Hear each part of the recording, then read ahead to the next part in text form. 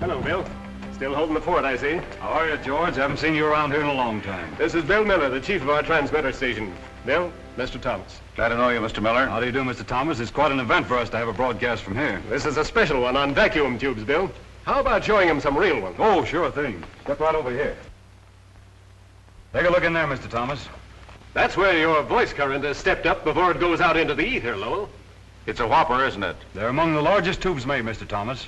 They handle so much power that they have to be cooled by a circulating water system. Yes, sir. If it weren't for these babies, there wouldn't be any radio. And worse yet, Bill and I'd be out of a job. You bet. Yes, and a million others owe their jobs to the vacuum tube, including myself. As a matter of fact, practically everybody has been benefited by it in some way.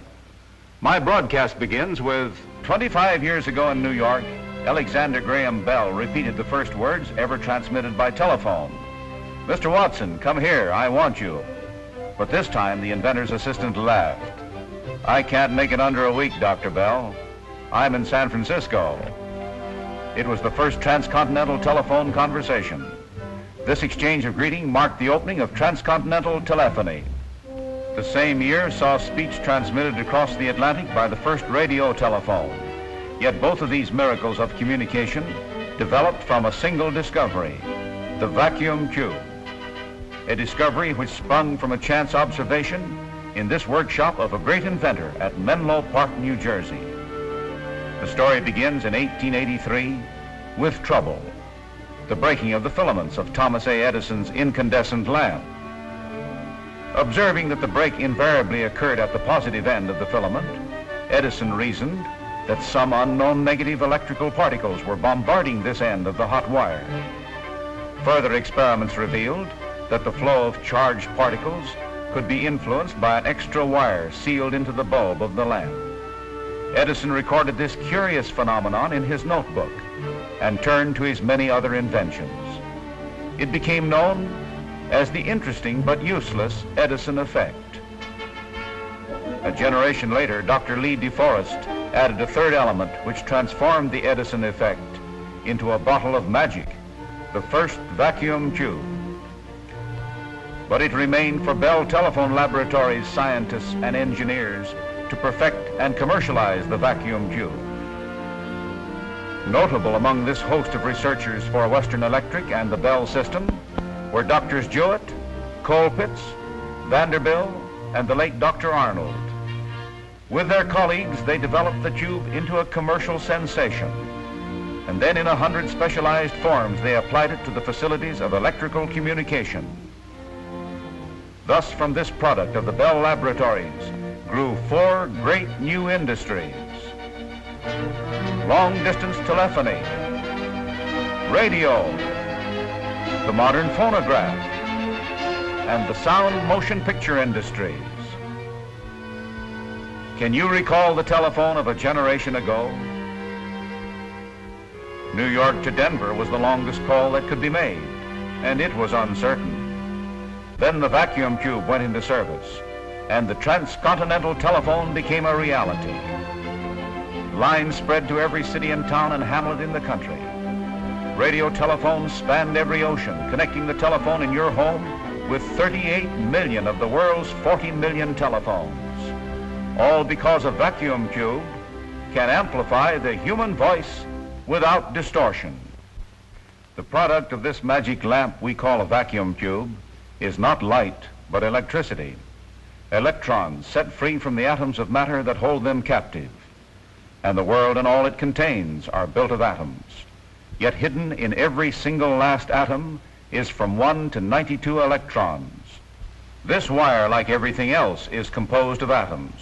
And if microscopes could magnify 10 million times instead of paltry thousands, one of these atoms probably would appear as a tiny elastic sphere, a sphere formed by negatively charged electrons swarming around a massive nucleus of positive electricity.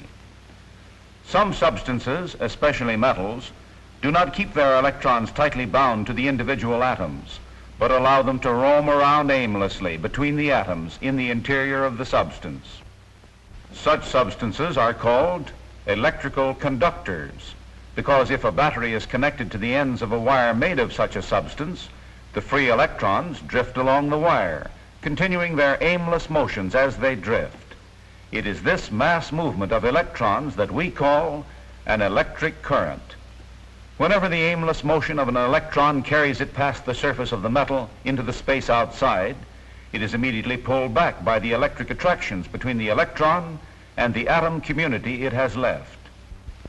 To become useful in a vacuum tube, however, these electrons must be separated from their atom communities and allowed to move alone. This we do by heating the wire with an electric current. The atoms and electrons become increasingly agitated until some of the electrons rush at the surfaces of the wire at high speed, speed so high they could flash from New York to Detroit in 1 second. At these speeds, electrons are able to break through the electric forces which try to restrain them. They escape to move about in space outside the wire. Now, if we set up a nearby target of positive electricity, the electrons which escape from the surface of the wire are pulled directly to the plate. Actually, however, the space between the wire and plate is jam-packed with gyrating air atoms, literally billions of them. And to reach the plate, the electrons would have to bump their way through them like midgets in a subway crowd. And many of the electrons would be pulled into strange atoms on the way. This problem is solved by enclosing the wire and plate in a glass bulb. Then a vacuum is created by pumping out every possible air atom. And right here is where we get the name vacuum tube. Now the negative electrons shoot straight at the positive plate without interference. This pulling of electrons from atoms isn't done for amusement. On the contrary, it's an important economic problem. Research to date has increased many-fold the number of electrons that can be freed for a cent. And each year, this little item alone saves us about $12 million on power bills to run our radio sets. Here's how it was done. Research revealed that some atoms give up their electrons more willingly than others. So the engineers devised coatings for vacuum tube filaments. These coatings produce surfaces which permit electrons to escape at comparatively low temperatures. In this way, the power required to heat the filament is substantially reduced. Now, with but a trickle of current, the improved filament barely glows. Yet away from each square inch of its hot surface flow more than 10 trillion electrons a second. The positive plate, the tube's second element, is completed by adding an outgoing wire. Control, however, is lacking. Needed is a traffic cop on the electronic highway. And this is the job of the vacuum tube's third element, or electrode, the grid. And with its introduction begins the real utility of the tube. Made negative to repel the negative electrons flowing from the filament, each increase or decrease of voltage applied to it lets few or many electrons pass to the plate. Or should you prefer an Arabian Nights technique, these aroused monkeys throwing pebbles at a target through a shutter ably portray what goes on in a vacuum tube. Simple, isn't it? Yet it's the essence of one of the world's most important discoveries. The ability of the electronic vacuum tube to amplify or control any sort of electrical wave motion puts 100 million new tubes to work each year. Yet if we know how they are used in telephony, we can understand their function in all speech transmission apparatus. To reproduce the human voice across the United States without vacuum tubes and telephone lines would require about 150,000 hog callers spaced within earshot. The time entailed, more than 5 hours. The telephone does it better in 1/12 of a second. And instead of hog callers, It uses repeater stations, 40 or more, dotting the speech highway, for instance, between New York and San Francisco. Inside are banks of vacuum tube amplifiers, repeater tubes, the telephone engineers call them. Tubes in each repeater station function on every long-distance call, amplifying the voice each way. Here's how it's done. Vibrating under the impact of sound waves, the transmitter diaphragm starts a pulsating movement of electrons along the wire. But as the energy of the electrons is gradually used up in forcing those ahead into like pulsations, the voice current becomes weaker by the mile. Entering the grid in feeble waves, the voice current is nevertheless ample to mold the electrons flowing from the filament into a similar wave pattern. Re-energized without distortion, the voice current now speeds from the plate and tube, arriving at the receiver with just the right strength to reproduce the original sound waves. How much is your voice amplified by these repeater stations between New York and San Francisco? You say it, I can't. The figure is 10 with 99 zeros after it. Yet the voice sounds are neither louder nor softer when they arrive than they were when they started. For these magic lamps amplify enough to exactly offset the energy lost on the way. Regardless of the merit of an invention or discovery, it achieves greatness only when it contributes to the well-being of many people. This is the role of Western Electric and like organizations, the mission of making such inventions as the vacuum tube available to all of us. Theirs is the exacting business of building into each product the qualities of long life, dependability, and operating efficiency. Here in the Western Electric vacuum tube plant, each operator is a skilled craftsman, a trained specialist in his or her particular task. This painstaking care in manufacture has earned for the telephone repeater and its sister tubes the unique distinction of being custom made. Typical is the making of repeater tubes, the vacuum tubes used in long-distance telephony. They begin their long life in this automatic hot-cut flare machine. Long lengths of glass tubing are cut into pieces and carefully flared to size at each end, each piece destined for use in the glass foundation of a tube. The prepared flares are here drawn out at one end to receive the spaced lead-in wires. The flares, prepared and formed, are now put on metal supports in which the lead-in wires have been inserted. Then this stem-making machine whirls the glass and metal combination through the carefully spaced and sized jets of burning gas and through automatic pressing jaws. Into an annealer, it last delivers a complete glass foundation or stem. A stem gas-tight, free from strains, with lead-in wires exactly sized and spaced for the mounting of tube electrodes. The uniformity of Western Electric tubes is largely due to the precise work of this automatic grid winding machine. It holds two heavy wires which serve as grid supports, notches them to secure the small grid windings, winds the finer wire in place, then hammers the notches over the windings. Spacings between windings are uniform to a few millionths of an inch, and the operation is concluded without stretching or deforming any of the wires. From rolls of carbon-coated nickel sheet, this carefully guarded punch press turns out halves of plate sections. The plate halves are next fastened together by a sort of metal stitching called staking. The resulting electrode, the plate which catches the electrons in the completed tube, is accurate in its dimensions to a few thousandths of an inch. The vital third element of the vacuum tube, the filament, is begun in annealing and coating machines. Metal ribbon, the core material, is drawn without stretching through heated tunnels and over pulleys and guides until the chemical coating is completely applied. Running with perfect synchronization, this machine cleans the filament ribbons in the heated tube on top and returns them through 3 chemical coating baths. Throughout this entire process, the chemical composition of the coating and the dimensions of the coated filament are controlled to the closest limits. The elements of the tube are its glass foundation, its filament, grid and plate, together with some supporting pieces. and these are all brought together in the assembly position. On accurately machined jigs, they are fitted into each other and securely fastened in place by electric welding.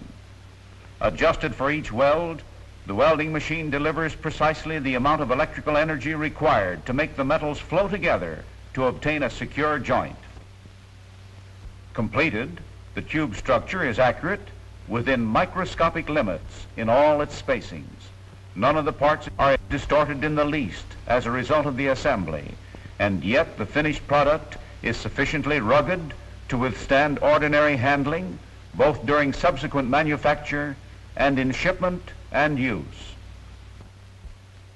At this point, the complete assembly is sealed into a glass bulb. The assembly is held in the revolving head of a gas-fired machine. The bulb is put over it, and then the bottom of the bulb is cut away by melting at a point where bulb and stem can be securely fused together. The completed seal-in, as it is called, is gas-tight and free from strains or leaks or other defects. On this automatic exhaust machine, the tube becomes a vacuum tube, for all gases are drawn from it.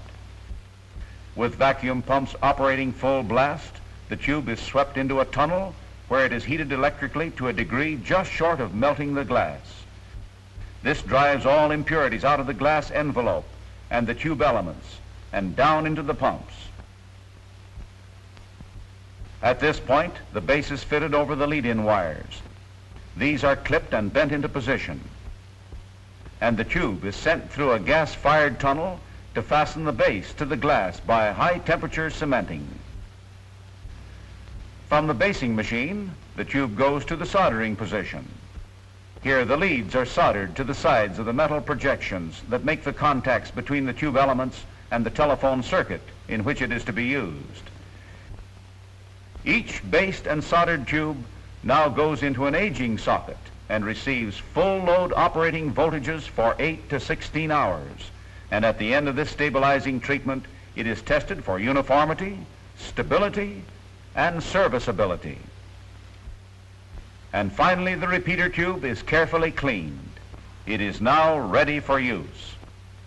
But even here, insistence on manufacturing perfection is manifested in the sample tubes picked at random from the production line for special tests and life runs.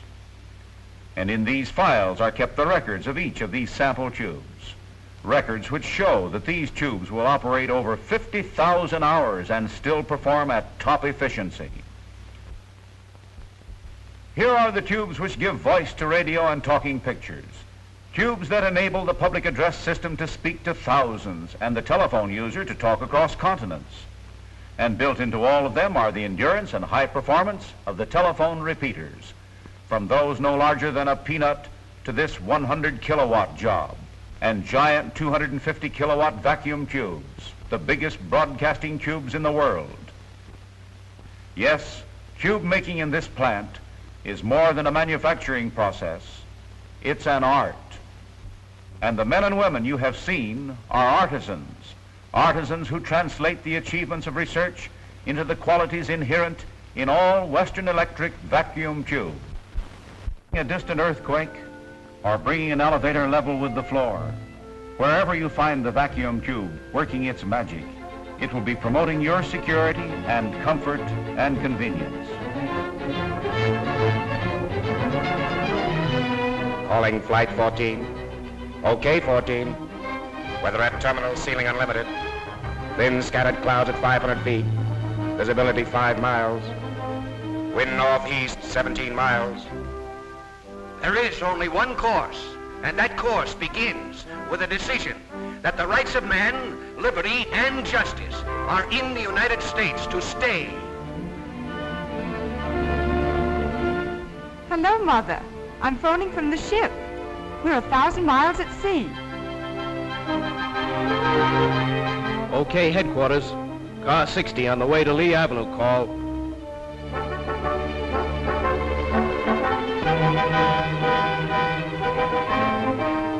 Get me a radio compass bearing on that SOS. Hurry it up.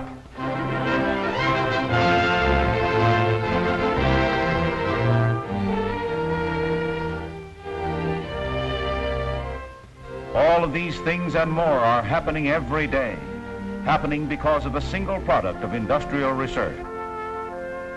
And while it was girdling the earth with speech, the vacuum tube added billions to our national income, raised our standard of living, produced numberless new conveniences. From it developed great and small new industries, the network of long-distance telephony, radio broadcasting, high-fidelity recorded music, talking motion pictures. This magic lamp has created 1 million jobs in every city and town and village in the country. Jobs in service and manufacture, jobs in entertainment and education. It has built 1,000 factories, opened 10,000 stores and shops, created vast demands for the raw materials of farms and mines and forests. All these things and more happened because of a single product of individual enterprise and the American way of life. And so long as they endure, there will be no end to the miracles of this modern Aladdin's lamp, the vacuum tube.